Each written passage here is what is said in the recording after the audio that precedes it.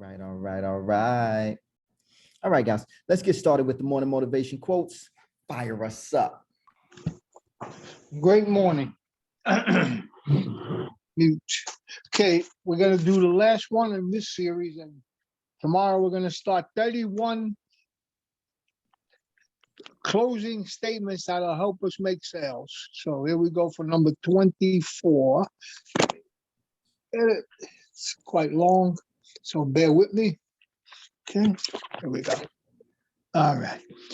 Closing when you're not in a closing position. HubSpot principal account manager Letitia Henry framed this point with a baseball analogy. She said, if you think of the sales process as a baseball diamond, each base represents a different step in the sales process. Successful salespeople sell consistently because they follow a consistent, repeatable sales process. They have a clear understanding of both the purpose of each step and the outcome of that step. Like baseball players, sales reps who take the time to pass through each base know that while the process might be longer than hitting a home run, they are more likely to close the deal or make it to home more consistently. Sales reps often try to close a deal when they're not in a position to do so. That's to say they're on the first or second base, but are trying to reach home base in one swift run. That may work some of the time, but it will not help you close reliably. You need to get in a position to close the deal, to get to third base consistently. Being on third base means that you can answer yes to the following questions. Are you talking to the decision makers? Does this customer recognize that they have a problem? How much does the customer want to fix this problem? Does the customer want my help fixing it? How much does the customer believe that my solution can help solve the problem? If the answer is yes across the board, you have successfully put yourself in a position to close. If the answer is no, take a few moments to consider a few points. Reps in this position need to ask, where am I in my sales process and what will it take for me to hit my next step? Home runs are marvelous, but you can't bank on them to consistently make it home. I have about 60% close rate. Among the reasons behind my success in closing is because I follow my process every time.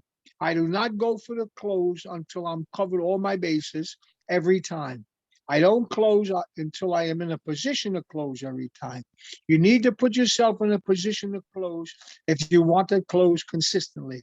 Closing is tough, but by avoiding these missteps and sticking to a confident, concise, and always be closing mindset, you will set yourself up for success. It's very There rich, you go. very healthy. Say what? I said that's very rich and that's very healthy. There was a lot that was said there. Now, can you give us some context about how that relates in our business? Absolutely, absolutely. You know that what you always teach these guys in the process, right, is let the customer talk about what their problems are. What their problems are is obviously what you're going to use to sell them files or internet or whatever it is they have and what their problem is. But if you don't go, I mean, if you say to somebody, what don't you like about your cable service, and they say, well, it's slow, and then you don't go through the steps of finding out, do you have cable, do you have home phone service, would you need cell phone service, how's your cell phone service going? I mean, if you don't know the whole scope of their problem, then you can't obviously sell them. You're going to look to just close them on one thing, and that's not what they want. Absolutely. Absolutely. Listen, let me say this, right? You got to make sure that you ask your customer questions, right? Because the more you ask the questions, the idea is so that you can actually get them to recognize their problems. And once they recognize their problems, and you can offer a solution. And then that's the sale right then and there, right? And you can have confidence in closing once you know that you have the solution. It's like being a mechanic and someone bringing their car to you and they say, hey, look at my car for me. Right. And you look at the car and you discover they need an oil change. You're sure about that. Your expertise say that. they need an oil change, right? Or maybe something else even more important on the car. But the idea is that, you know, once you make sure that you discovered the problem, right, and they recognize they have a problem, then, you know, I got no problem with asking for my money and telling them what the price is of that oil change and letting them know how fast I can do the work, right? But it comes with that type of expertise, that level of expertise inside of sales. And I don't think many people, you know, understand it to that depth. So I thank you for sharing that. We'll get this out to the world. Thank you, Ron.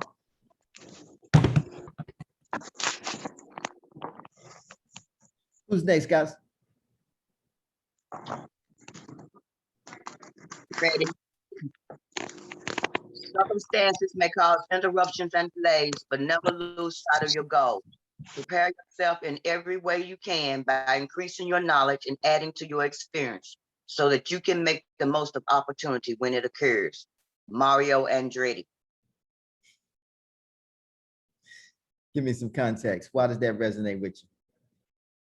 Things can come up, situations happen, but you don't let it take you off your game. You still have to stay focused. You know, you can't bring one problem to another problem. You either got to deal with them separately or put them on both on hold until you got time to deal with them. But don't let that problem consume you. So whatever circumstance it is, if it's trying to interrupt what you're trying to do, it goes on the back burner automatically. That is all. That is absolutely powerful, and you made me proud.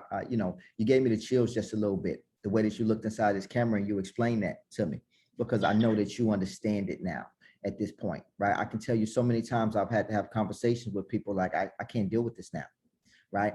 And it's not because I'm running from the problem. It's the fact that the problem, you know, doesn't require me. It could be that the problem doesn't require me, because a lot of times problems don't actually require you, right? But then there's also times where, you know, you just got people that bring you these consistent problems, and you can tell that they're problem prone and they don't know how to deal with their problems. So they'll come and lay them at your, you know, lay them in your lap. And, you know, you have to be more agile, right? You have to be more agile with life's problems if you're going to survive them, right? Because they're coming at you hard and fast, and every day is a new thing. Every day is a new thing. You ever heard someone say like, man, it's always something. It's always something. They're complaining because they haven't dealt with yesterday's problems. They're complaining because they got problems now backed up, you know, and I catch myself doing it sometime, right? Things back up. But the idea is that I know that I must have the strength to tackle them. I must have the empathy to go and face them head on, right? Less sympathy for myself. So I love it. I love it. I love it. Thank you for that. We'll get that out to the world. Welcome. All right, all right. Okay. So if you always put a limit on everything you do, physical or anything else, it will spread into your work life. It will spread into your work and into your life. There are no limits. There are only plateaus, and you must not stay there. You must go beyond them. Bruce Lee. Why did that resonate with you? Just being in the gym, you can always tell someone work habit by how they work out in the gym, basically. So just like he said, if you put a limit on anything you do in life, it's going to affect another part of your life. So you have to have no limit in anything that you do. It doesn't matter what it is. Right. You got to keep going. Right. I love it, right? And Bruce Lee was somebody I looked at as a kid. He was an amazing individual, like almost looked at like a human form of a superhero, right? Bruce Lee, you know, because again, we've seen him act inside these movies, and I don't know if we believed that he was even acting. We thought that he was that real. And, you know, and though I've lost that same childlike love for Bruce Lee, I just remember what he was growing up. You know, he was the baddest man on the planet. He was somebody that achieved amazing heights. I don't think he even spoke any English. You know what I'm saying? Like I couldn't communicate with him that way. I could only communicate with him through what I saw and how he was performing at a very high level and how he was kicking everybody's ass, right? And how skinny but muscular he was. You know, he was just the first of his kind. And still to this day, when I look at that, I think about that, you know, and to hear that quote and say, hey, you know, there are no limits, there's only plateaus. I think about that, you know, I think about that today. I think about, am I gonna reach for limits? Am I gonna look at limits? Am I gonna be held back by limits? Or am I gonna look at life as plateaus? and just say to myself, okay, great, a new milestone this year, another milestone next year, until one day I look up and then there's a legacy created, right? You know, you just want to keep getting better and better. And I think that, you know, who better to deliver that quote than Bruce Lee? So I love it. I love it. I love it. Thank you guys very much. We'll get out to the world. That does it for the morning motivation quotes. Hope you guys are fired up as I am. Let me share my screen with you so that we can get right into Grant Cardone sales training.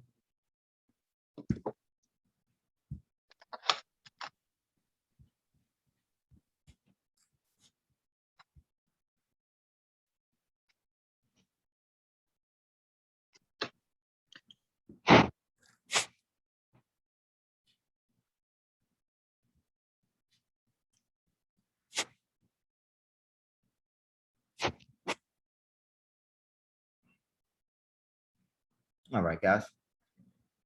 Today we're going over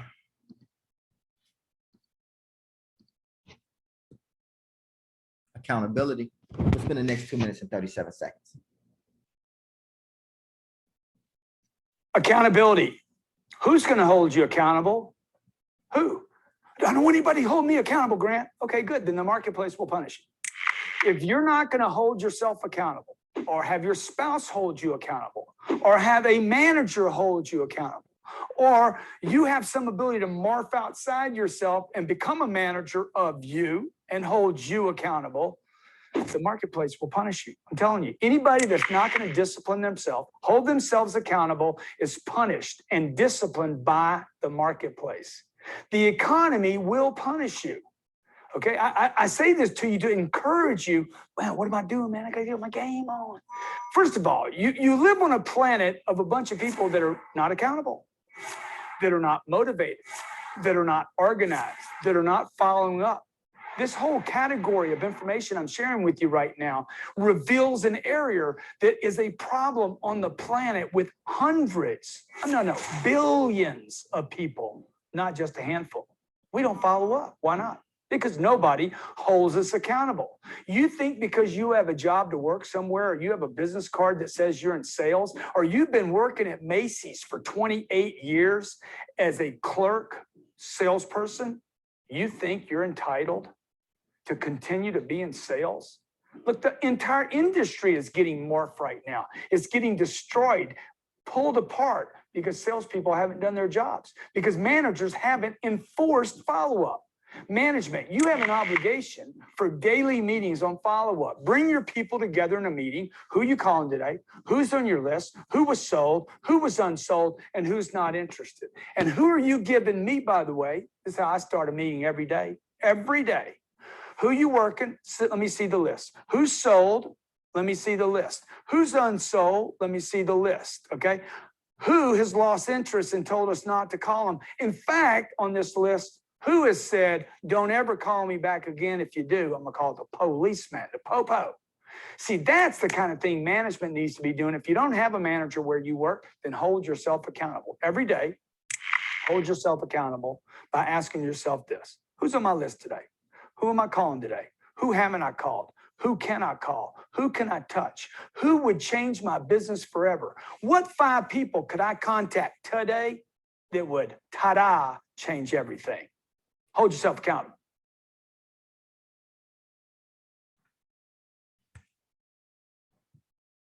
Accountability. Who's going to hold you accountable? All right, guys, let's get right to it. Quiz time.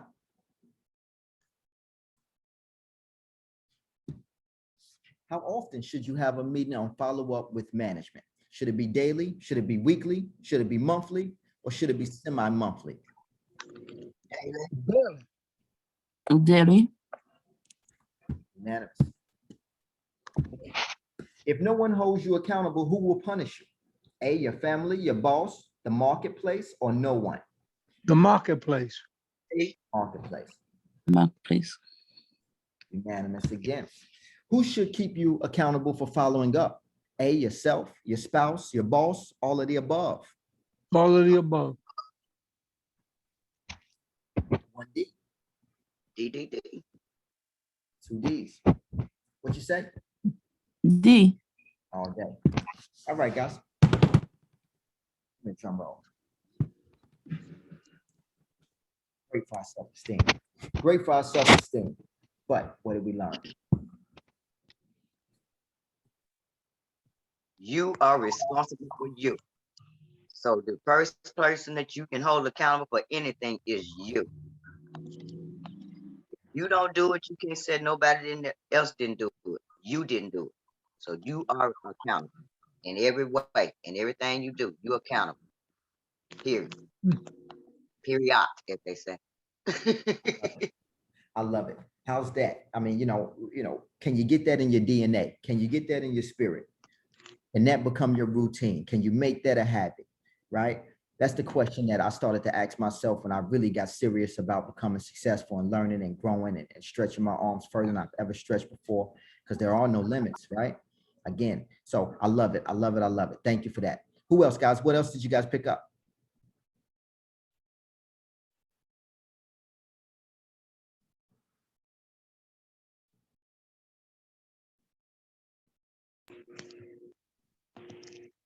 That segment must be real old about accountability, because I don't know if there's any more accountability. I mean, you got to call people and wake them up and remind them there's a meeting, and just stay on top of them. Then there's no more accountability, if you ask me. I don't know. That's just my opinion. Yeah. That's just my opinion. Yeah. For what it's worth. Yeah, it's hard. It's hard, but you also got to build it, right? And that's the point of, you got to have a leader. You got to have somebody that's going to hold accountable, somebody that's going to hold it together when others can't hold it together, right? You got producers and you got consumers out here. And the idea is that you're going to produce it, then you have to make sure that there's a culture of accountability there. If not, then it's you again. You got to look at it, right? It's you again that you got to look at. If it's not there, then, you got to build it. But one of the best things about it is that, that once you discover where the problem is, then you can literally break it down and make sure that it's there, right? But absolutely, man, absolutely. Don't feel so defeated, all right? What else? Anybody else? I mean, Mish, you take anything away?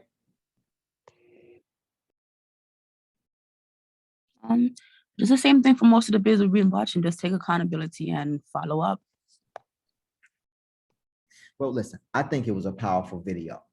I really do. I really think that, again, just a prime example of how you can take 2 minutes per day, right? And just make sure that you learn something and revisit something to reinvent yourself. Accountability is very, very important. I didn't know how important it was until I actually started inspecting and starting to understand, like, hold up, we have to have a system for this. We are out of place now. We're not doing it the right way. People don't know what to expect of us. They don't know what we are. They don't know what we do. They don't know how detrimental we can become to their life, at this point. So again, we got to create that culture. I love it. I love it. I love it. The best companies, they all create that culture, right, of accountability.